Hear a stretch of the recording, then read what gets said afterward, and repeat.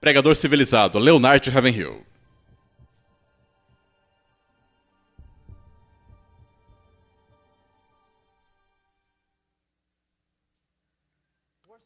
A pior coisa que pode acontecer a um pregador é ele se tornar civilizado. Ele não possui mais nenhum valor, nenhum valor. Eu escolheria Leonard Ravenhill no lugar de 20 calvinistas mortos. Uma coisa que sei sobre Leonard Ravenhill é que ele era perigoso. Ele era perigoso.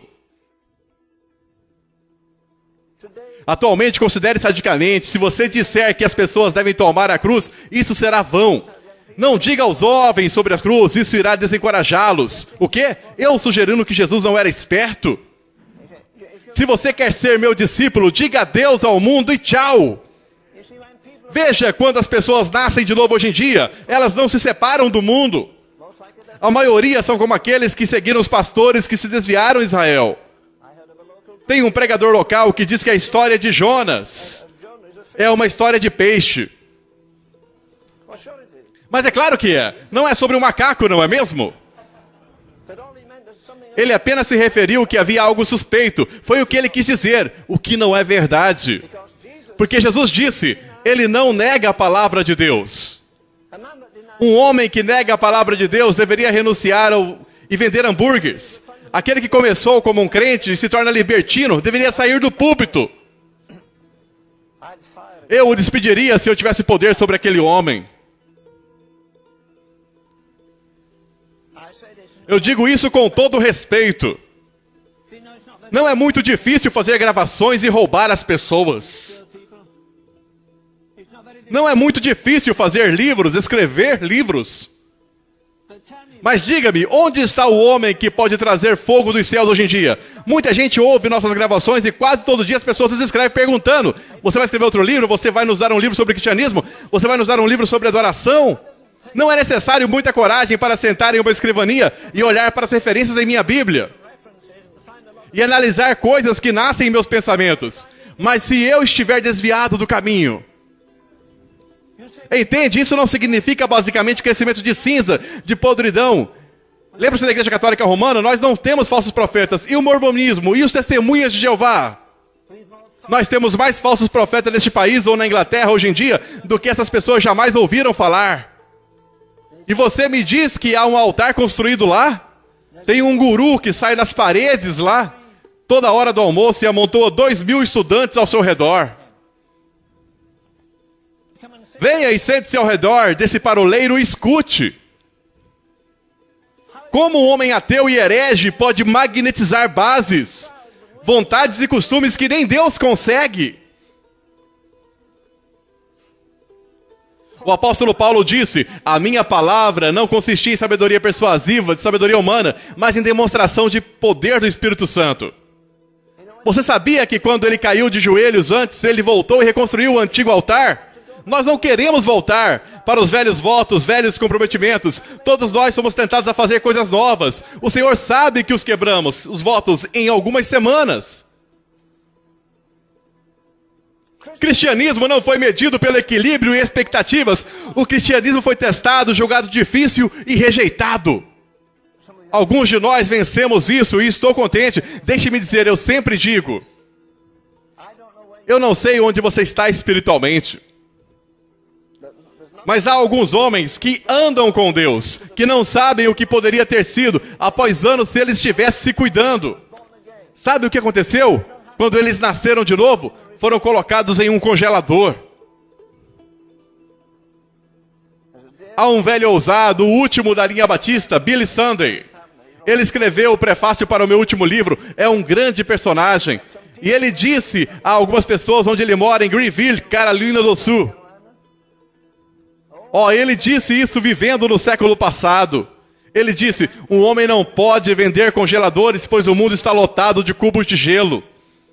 E ele disse, é isso que você faz com um congelador. Você pega a sua tomada e liga, mas não tem energia.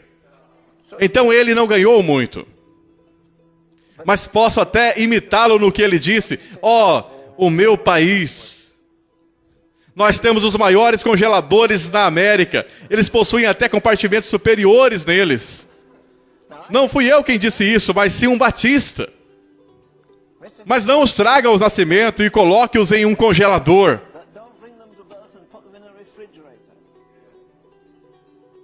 A igreja nunca teve tanto equipamento quanto agora e nunca teve tão pouco poder.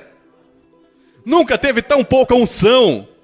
Nunca tão poucos milagres, nunca tão pouco a presença de Deus. Como eu disse antes, qual foi a última vez que você trocou seu café da manhã de domingo para ir à igreja? Oh, bela maravilha, majestade de Deus, glória de Deus, onipotência de Deus. Nós sabíamos o que aconteceria, levanta, senta, aí vem outra cantoria, sente-se um pouco mais. Agora o cubo está secando, coloque mais gelo dentro dele. E agora temos um novo pesar. Temos profetas que gastam o tempo que seria necessário para despertar o mundo jogando conversa fora. O que é ter todas as máquinas do mundo e você não poder controlá-las? Eu não me importo se você tem um Volkswagen ou mesmo um Rolls Royce. Tudo depende de uma coisa. Quando você se senta em um carro, você dá direção. Se o carro não liga, você está acabado. Mas você pode ter seguro, talvez o carro mais fino, com as melhores condições. Mas você precisa que ele ligue para poder dirigi-lo. Mas olhe para todo o equipamento da igreja. Se o fogo do Espírito Santo realmente veio sobre a igreja hoje em dia, nós poderíamos ganhar o mundo em 6 meses. Sem acabar com ele.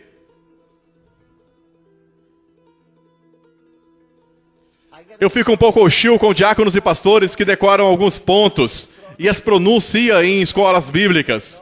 Mas não leram a Bíblia mais que uma vez por semana. E alguns de vocês vieram de lares que não têm costume de ler a Bíblia diariamente. Então, por que lançar pedras nos russos ou em qualquer outro? O julgamento deve começar na casa de Deus. Não é o meu irmão, minha irmã, é eu, ó Deus, que precisa orar. Este homem foi açoitado 195 vezes. Ora, digamos, 5 vezes 40 menos 1 é igual a 195 vezes. 3 vezes fui açoitado com varas. 1 vez fui apedrejado. Eu não tenho nenhuma personalidade maravilhosa. Ele diz até para Corinto. Eu acho isso muito feio.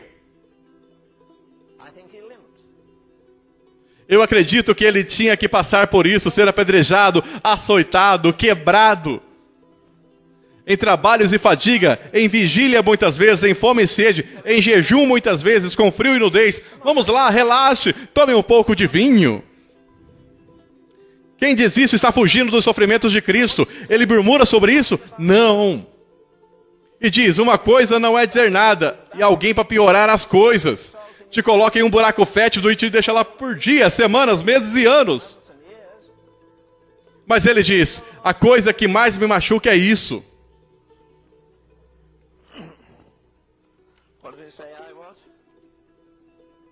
Aquele feiticeiro veio sobre mim. O que foi isso? Você se lembra? Aquele feiticeiro veio sobre mim diariamente. O que é? É o terror de todas as igrejas.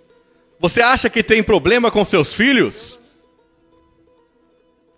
E quanto ao homem com várias igrejas para cuidar, de volta de viagem, sem revelação, por ainda não tinha Bíblias.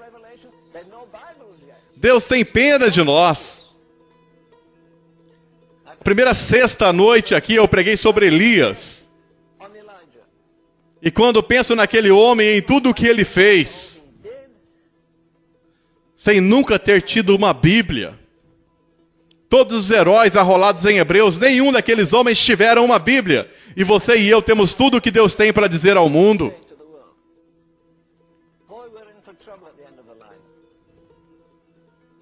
Eu gosto do hino, que firme alicerce. Tudo o que ele poderia ter dito a você, ele já disse. Mas eis um homem que diariamente visava a eternidade. Isso é o que ele diz no capítulo que lemos de 2 Coríntios 5. O amor de Cristo nos constrange, e sabendo o temor que se deve ao Senhor. Nada desse amor sentimental e comercial. Deus é justo e santo. Deus fez um grande investimento em você. I got saved at 14, I'm 84, almost 85. So I've been 70 years, I've seen all kinds of tragedies in the church, wars and rumors of wars, popular men going popular and so forth. But keep looking to Jesus and reading the Word and remembering these old paths that my daddy used to talk about so much. And all the other looks like trivia. Deus seja louvado.